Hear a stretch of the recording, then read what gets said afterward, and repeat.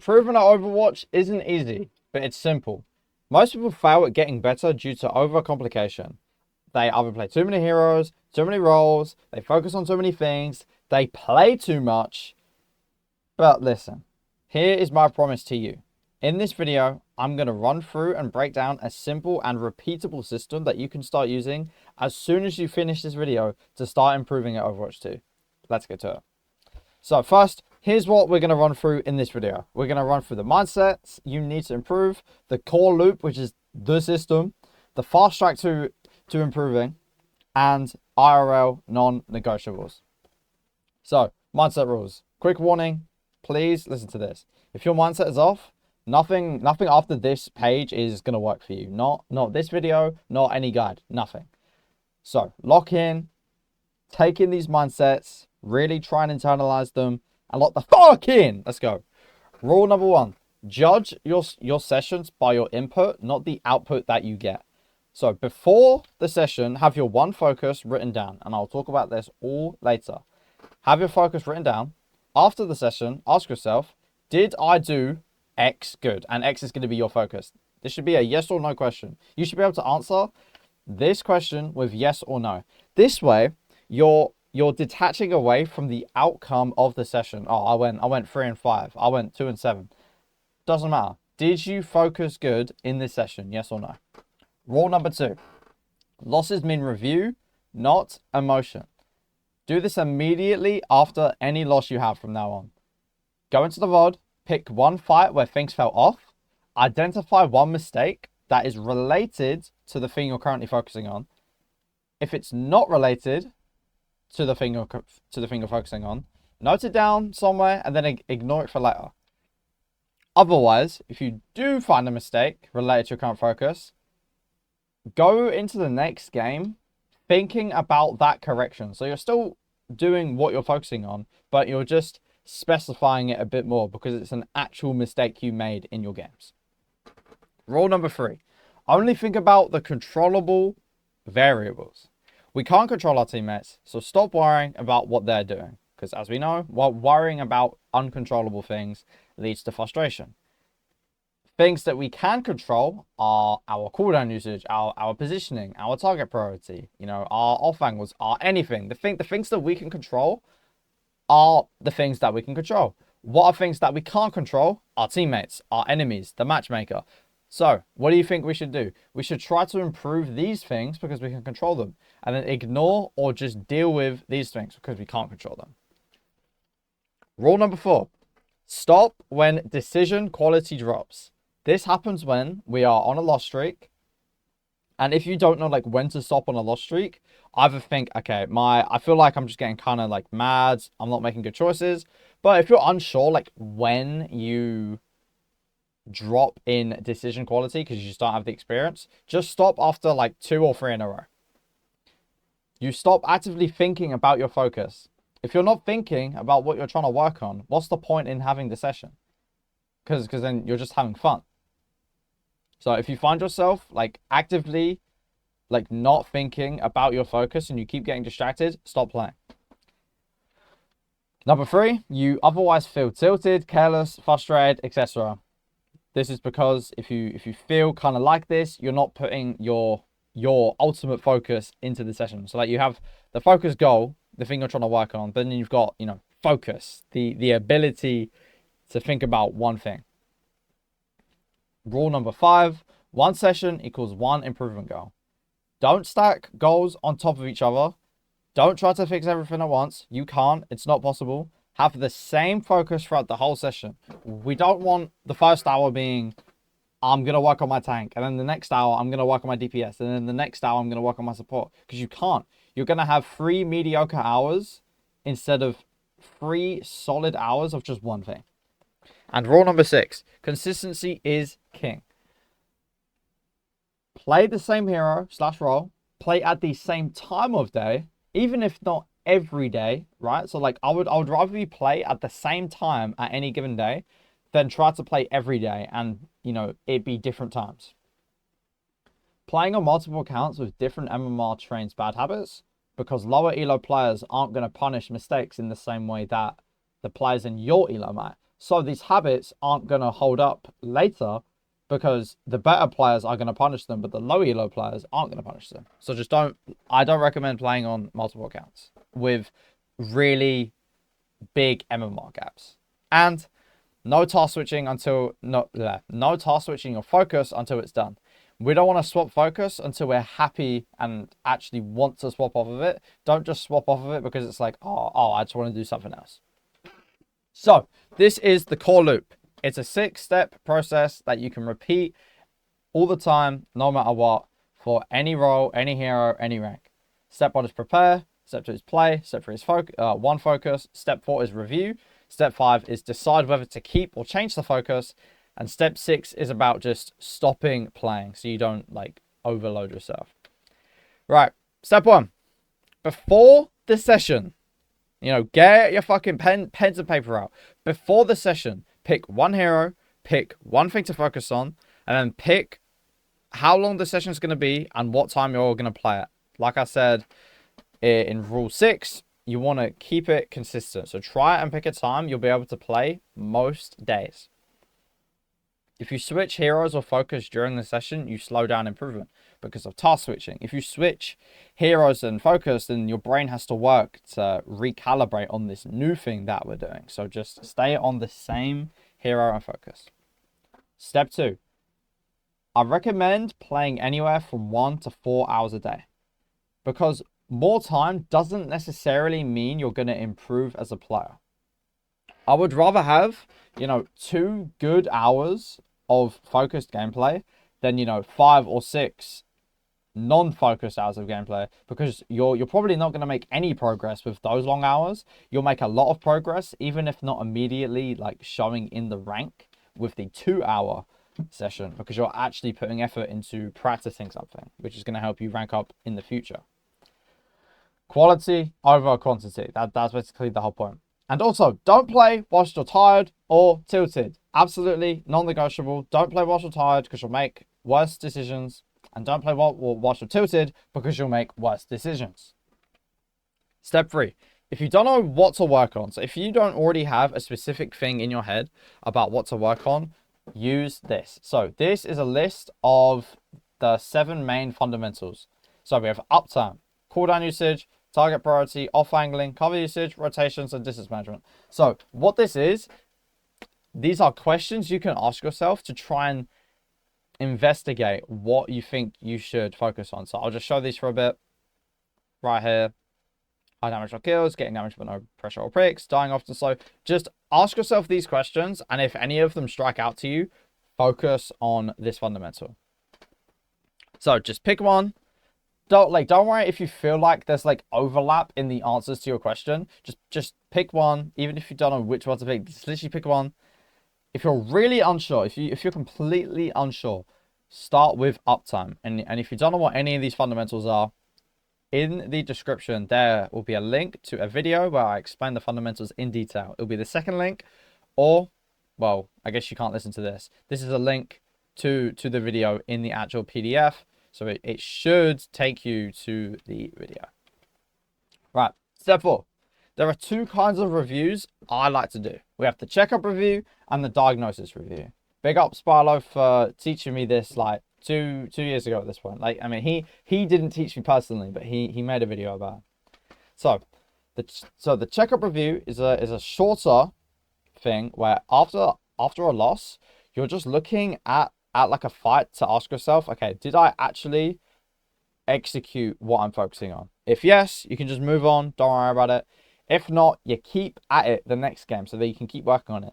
This, like, the purpose of this review is to incrementally improve and review the thing. And this will give you such fast progress. It's absolutely unreal.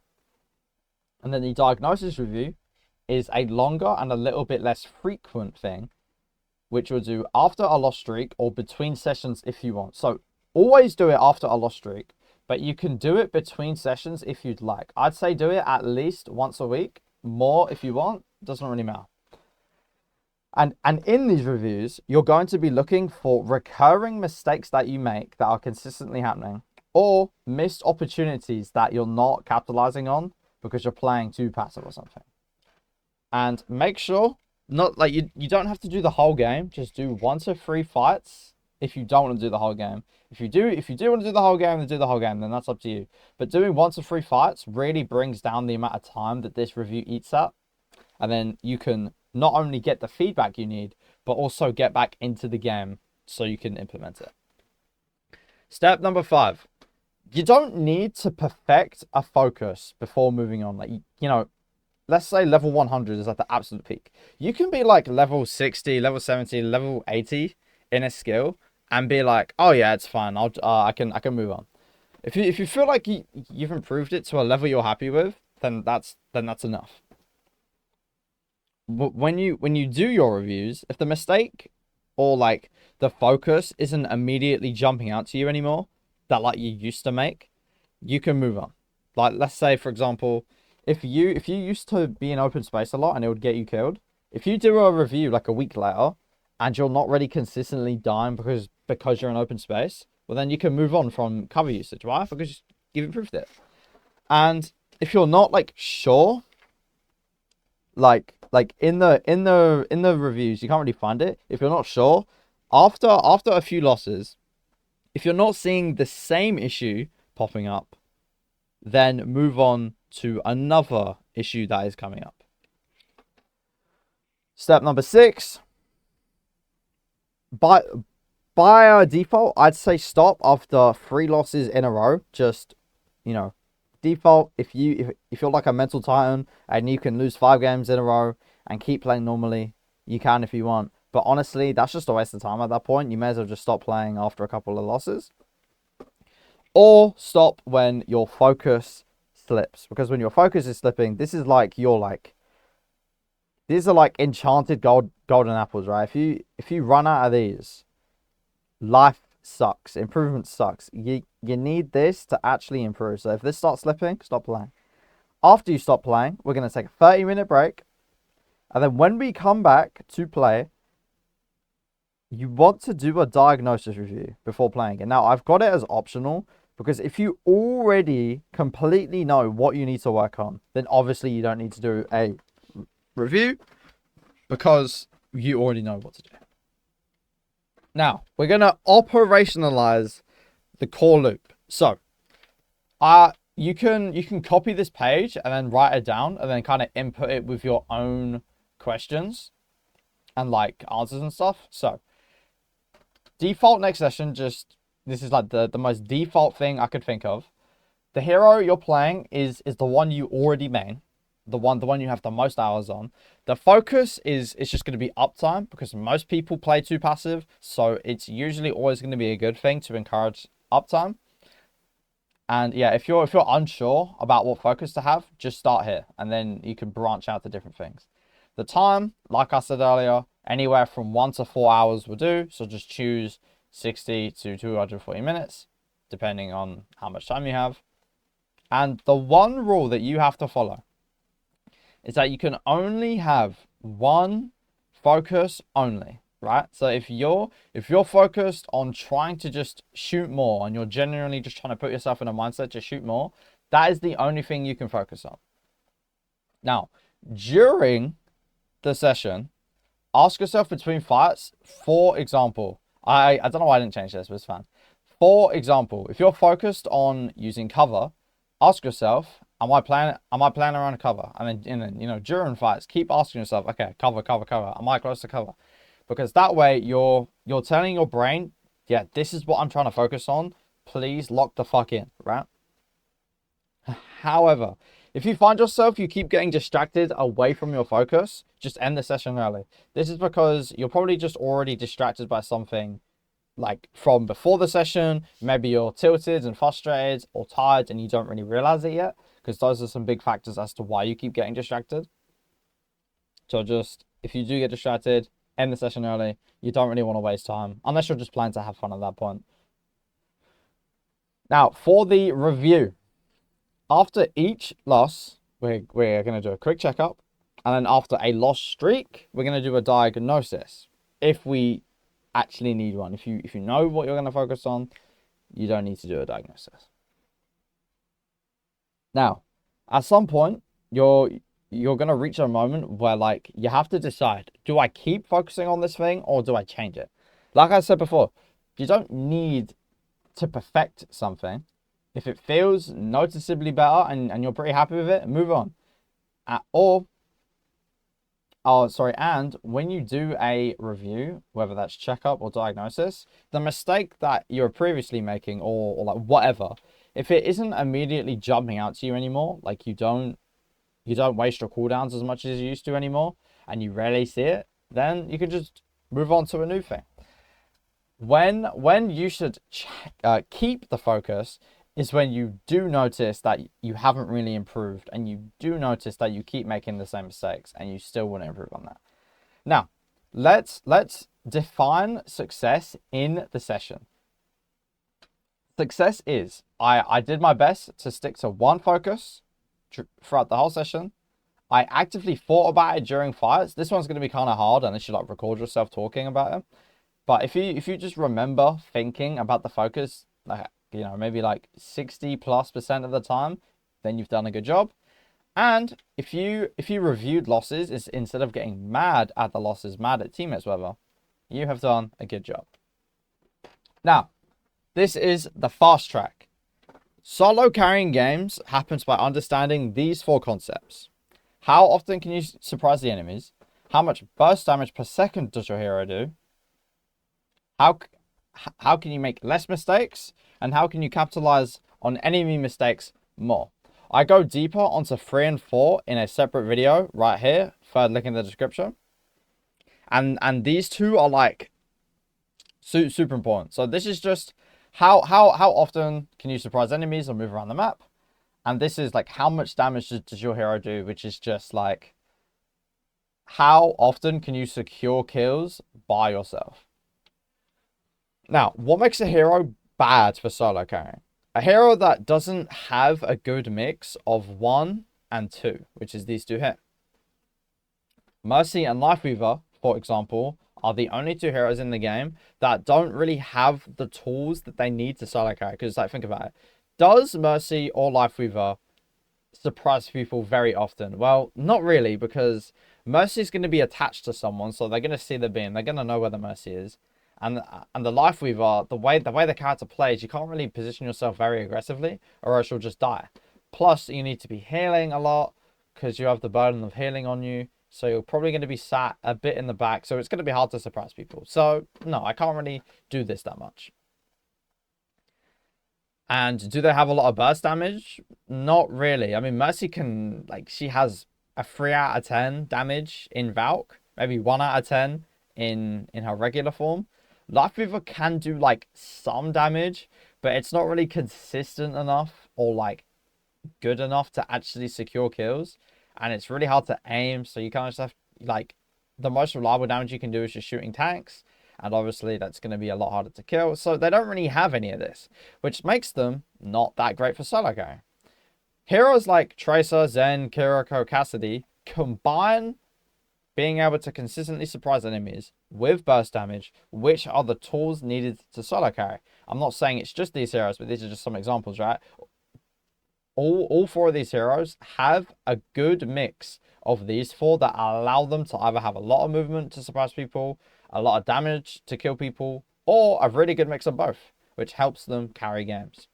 However, it's not hopeless if you do play Mercy Lifeweaver.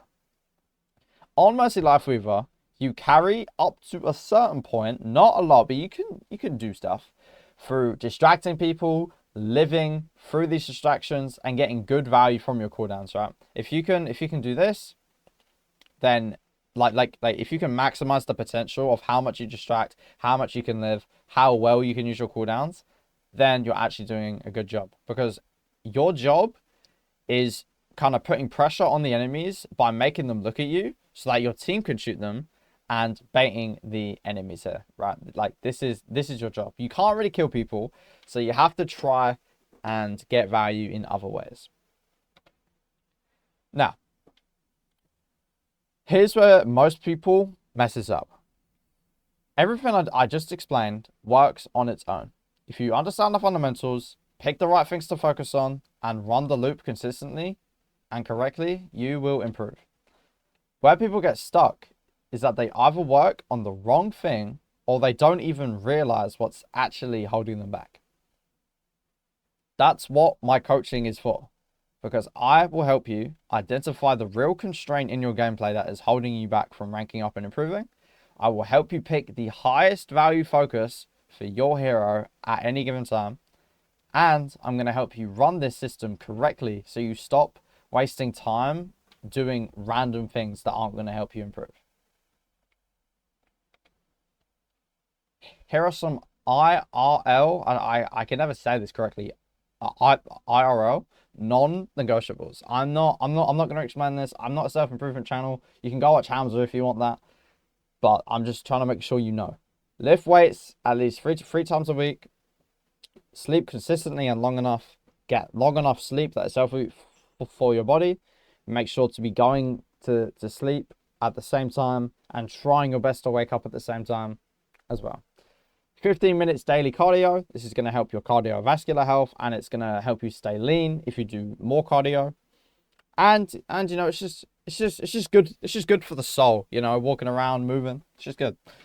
Make sure to drink enough water so that you're not dehydrated. Avoid ultra processed food, like, you know, most fast food chains and in stores. You like buy food and the ingredients list is like, you know, buy kappa metho fucking benzene, and you've never heard of that in your entire life, right? So try and avoid stuff like that where you don't even know how to pronounce it or know what it is. And lastly, do enjoyable things with people that you like. So this is two-pronged. Do enjoyable things. For me, I like going to the gym, and then with people you like. This is kind of a bonus. You don't have to, but go to the gym with people that I like, my friends. That's it. So remember my promise at the start of the video. I said I'm going to run through and break down a simple and repeatable system that you could start using as soon as you finish this video to start improving. Did we not do that? Well, we went through the mindsets we need to like allow ourselves to actually improve and to stop holding ourselves back. We went through the core loop, which you can now use every single time you play Overwatch. And I've given you a like repeatable little like notepad that you can write down what you're doing each session. I've gone through the fast track to improving the quickest in Overwatch. The 4 things that are gonna like dictate games the most, and the IRL non-negotiables needed for a sturdy foundation in life that we can set on to improve at the things that we want to. In our case, we're Overwatch players and we want to get good at Overwatch, but we need a good, sturdy life to do that. Here's some final tips to recap. I'm not going to read it out, but here they are. Remember that quality matches are always going to be better than playing more matches in terms of improvement. And you don't need a lot of motivation or the perfect mental state to follow the core loop, because it follows itself. Now, if this video was helpful, make sure to share it to other people you think it might be helpful with, so that you can help them improve as well. And I'll see you guys in the next video. By the way, no pressure, but there's a link in my description where you can check out my paid program. When you trust me enough and you feel like my free content has already helped you enough and improve Overwatch, you can have a look at that.